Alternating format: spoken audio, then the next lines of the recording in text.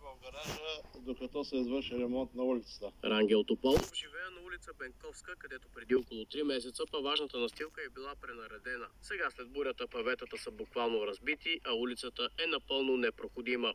Страшно беше, аз от 45 години живея в Шумен. За първи път виждам такава градушка. Паветата се търкаляха буквално се една топка, като я пуснете по наклона, нали знаете как се пада надолу. По същия начин бяха и паветата.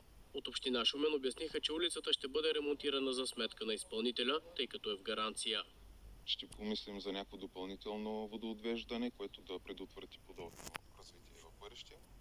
Предстои фирмата, която е извършила ремонта, да започне възстановяване на